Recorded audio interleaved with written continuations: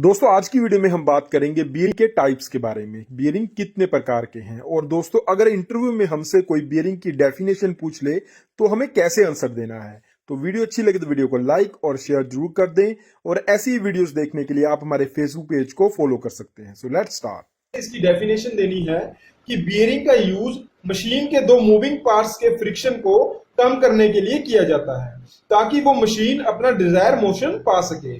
Bearing machine के parts को support करते हैं, उनको गाइड करते हैं। तो ये है बियरिंग की एक शॉर्ट में डेफिनेशन। उससे अगला क्वेश्चन होता है कि बियरिंग कितने टाइप्स के हैं।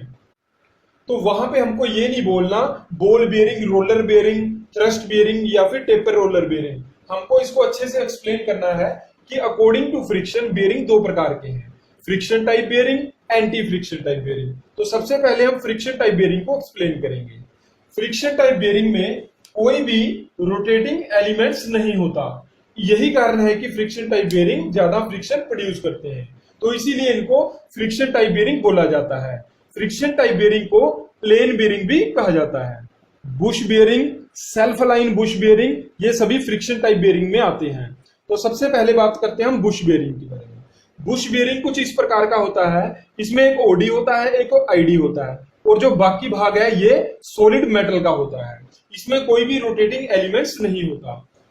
इसके आईडी में शाफ्ट रोटेट करती है और यहाँ पे ऑयल के द्वारा लुब्रिकेशन की जाती है। बुश बियरिंग के लिए ब्रास, ब्रोंज, टेफ्लॉन और सिलिकॉन का यूज किया जाता है। सिलिकॉन का यूज फार्मास्यूटिकल कंपनी में किया जाता है क्योंकि वहां पे मेटल का यूज इसलिए नहीं करते क्योंकि मेटल के पार्टिकल का प्रोडक्ट में मिक्सिंग होने के चांसेस ज्यादा रहते हैं, तो इसलिए वहां पे सिलिकॉन का यूज किया जाता है।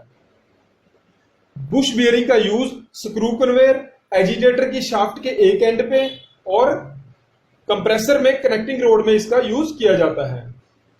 इसकी मैं आपको वर्किंग दिखा देता हूं।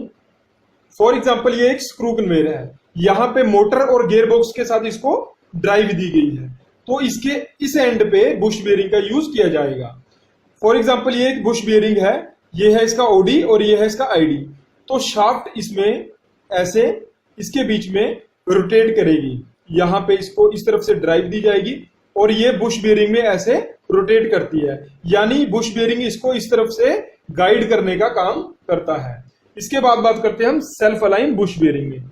सेल्फ अलाइन बुश बियरिंग में क्या होता है, अगर हमारी अलाइनमेंट थोड़ी आउट हो तो सेल्फ अलाइन बुश बियरिंग इसको अपने आप एडजस्ट कर लेते हैं।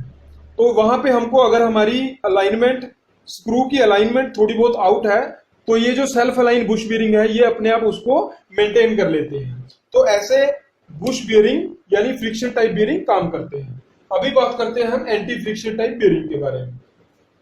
एंटी फ्रिक्शन टाइप बियरिंग इनको इसलिए बोला जाता है क्योंकि इनमें यूज होने वाला रोलिंग एलिमेंट्स रोटेटिंग फ्रिक्शन को रिड्यूस करने का काम करता है, इसलिए इनको एंटी फ्रिक्शन टाइप बियरिंग बोला जाता है। ये आगे दो भागों में बांटा है इनको, बॉल बियरिंग और रोलर बियरिंग।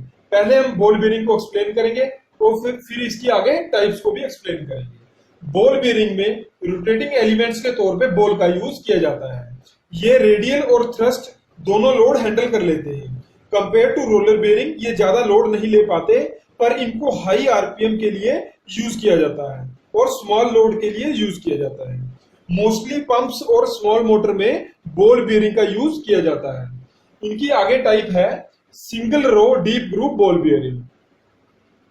तो सबसे पहले बात करते हैं हम single row deep groove ball bearing के बारे में। इस बियरिंग में इनर और आउटर में एक डीप ग्रूव बना होता है जिसमें बॉल रोटेट करती है।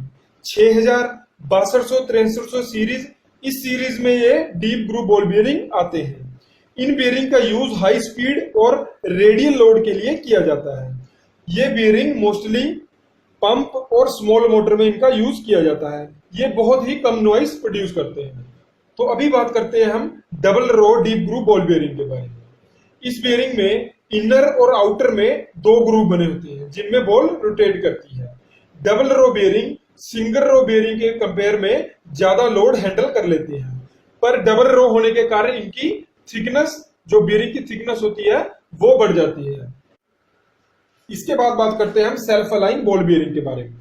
सेल्फ अलाइन बॉल बियरिंग का यूज वहां पे किया जाता है जहां पे हमको लगता है कि शाफ्ट की अलाइनमेंट या फिर बियरिंग हाउसिंग परफेक्ट ना हो। तो वहां पे हम सेल्फ अलाइन बेरिंग का यूज करते हैं। इस बेरिंग का यूज इसलिए किया जाता है क्योंकि अगर थोड़ी बहुत मिसअलाइनमेंट हो तो ये बेरिंग अपने आप उसको एडजस्ट कर लेते हैं, तो इसलिए सेल्फ अलाइन बेरिंग का यूज किया जाता है। इसके बाद बात करते हैं हम थ्रस्ट बॉल बेरिंग के बारे में। थ्रस्ट बॉल बेरिंग का यूज थ्रस्ट लोड के लिए किया जाता है। अगर angle of angular contact bearing 45 degree से ज्यादा है तो वो थ्रस्ट बेरिंग में आते हैं। थ्रस्ट बेरिंग का यूज फार्मास्यूटिकल कंपनी में सेंट्रीफ्यूज में किया जाता है। एंगुलर कॉन्टैक्ट बॉल बेरिंग को हाई रेडियल और एक्सियल लोड के लिए यूज किया जाता है। इस बेरिंग को हाई स्पीड के लिए भी यूज किया जाता है। ये सिंगल रो और डबल रो दोनों सीरीज में आते हैं। तो ये थी बॉल बेरिंग और इनकी टाइप्स। अभी बात करते हैं हम रोलर बेरिंग और इनकी टाइप्स के बारे में। रोलर बेरिंग में रोटेटिंग एलिमेंट्स के तौर पर रोलर का यूज किया जाता है। रोलर का सरफेस एरिया ज्यादा होने के कारण रोलर बेरिंग बॉल बेरिंग से ज्यादा लोड ले पाते हैं। रोलर बेरिंग का यूज रेडियल लोड के लिए किया जाता है। इसका यूज हैवी रोटर वाली मोटर, हैवी साइज पंप और सेंट्रीफ्यूगल ब्लोअर में किया जाता है। इनकी आगे टाइप्स हैं। सबसे पहले बात करते हैं हम सेल्फ अलाइन रोलर बेरिंग के बारे में। सेल्फ अलाइन रोलर बेरिंग का यूज हाई रेडियल लोड के लिए किया जाता है। जहां हमको लगता है कि हमारी शाफ्ट जो है वो हल्की मिस अलाइन है तो वहां पे हम सेल्फ अलाइन बेरिंग का यूज करते हैं। ये बेरिंग अपने अकॉर्डिंग शाफ्ट की जो मिस अलाइन है उसको हैंडल कर लेते हैं। ये बेरिंग सेल्फ अलाइन बेरिंग को हाई आरपीएम के लिए भी यूज किया जाता है। टेपर रोलर बेरिंग रेडियल और एक्सियल लोड के लिए यूज किए जाते हैं। टेपर रोलर बेरिंग का इनर रेस, आउटर रेस और रोलर की शेप टेपर होती है। टेपर रोलर बेरिंग का यूज गियरबॉक्सेस, व्हील बेरिंग और एग्रीकल्चर मशीनरी में किया जाता है।